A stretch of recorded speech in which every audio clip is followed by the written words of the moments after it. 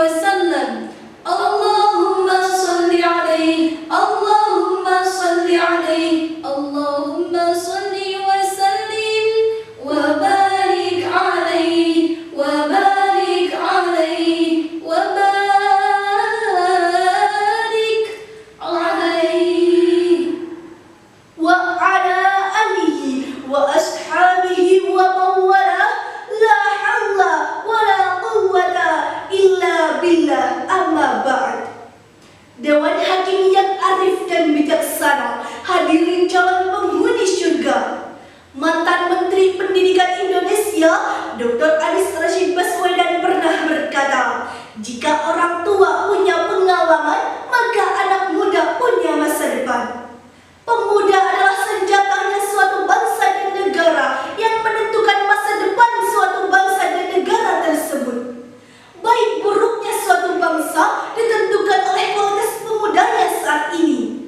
Sebagaimana ungkapan Imam Syafi'i yang berbunyi, شبان اليوم رجال الغد. The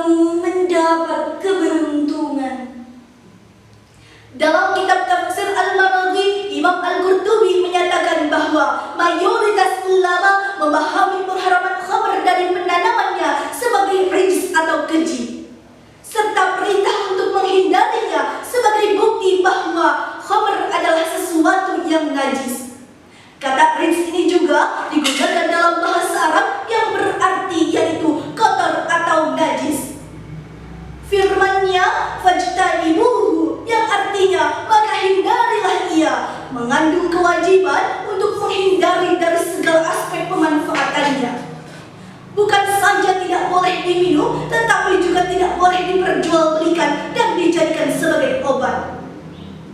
Dalam ayat lain juga Allah Subhanahu wa taala menjelaskan kepada kita agar kita menjauhi segala sesuatu perbuatan yang dapat merusak diri sendiri dan dapat merusak jiwa raga manusia. Sebagaimana firman-Nya dalam Quran surah An-Nisa ayat 29. ولا تقتلوا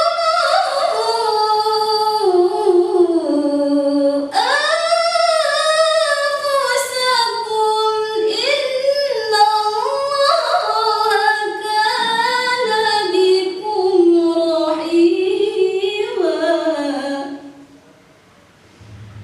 ولا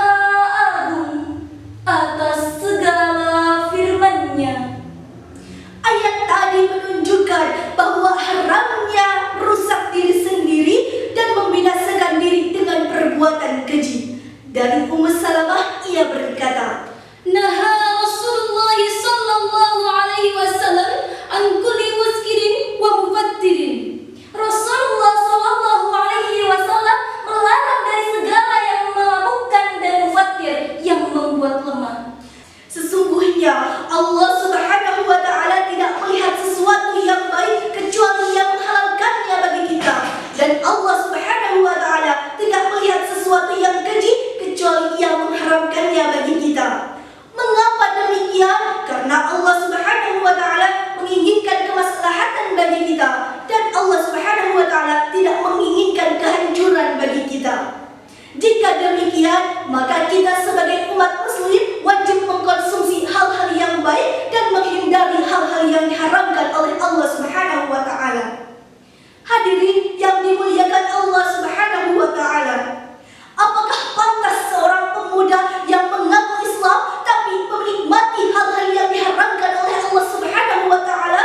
Apakah patut seorang pemuda yang mengaku kebenaran Al-Quran lalu menghirup ganja dan nikotin? Apakah pantas seorang pemuda yang mengaku umatnya Rasulullah lalu ia meminum obat-obatan terlarang? Bagaimana mungkin seorang pemuda mampu membangun masyarakat sementara mereka masih mengkonsumsi narkoba? Dan bagaimana mungkin seorang pemuda Islam mampu membangun masyarakat Islam sementara mereka masih terus-terusan mabuk-mabukan? Hadirin, pembahasan ini mengingatkan kami pada sebaik syair qasidah. Awaslah dia, itu dia narkoba, jangan mencoba, sangat berbahaya, awas. Wahai pemuda Islam, kita adalah cita-cita bangsa Islam, kita adalah cita-cita umat muslimin. Lalu janganlah sekali-kali kita masuk ke dalam golongan para pendurhaka.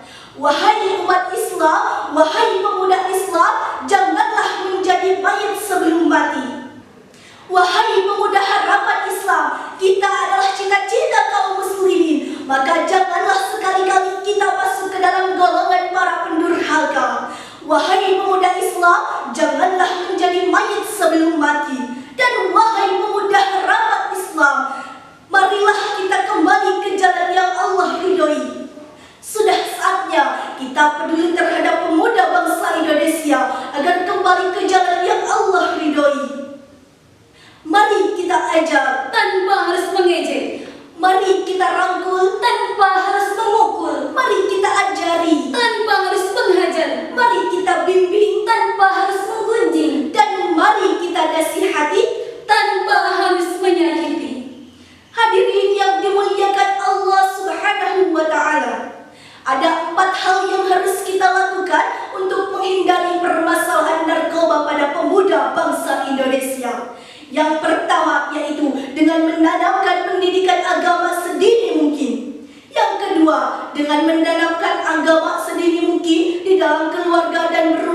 tangga dengan penuh kasih sayang antara orang tua dan anak.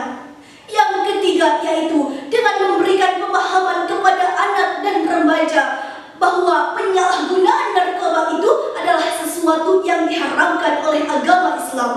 Dan yang keempat yaitu peran dan tanggung jawab orang tua, guru, dan tokoh masyarakat sangat menentukan keberhasilan pencegahan penyalahgunaan narkoba. Hadirin, sudah saatnya kita peduli terhadap pemuda bangsa Indonesia agar kembali ke jalan yang Allah ridhoi. Jika dulu dikatakan edar, sekarang jadi tukang azan. Jika dulu dikatakan tukang judi,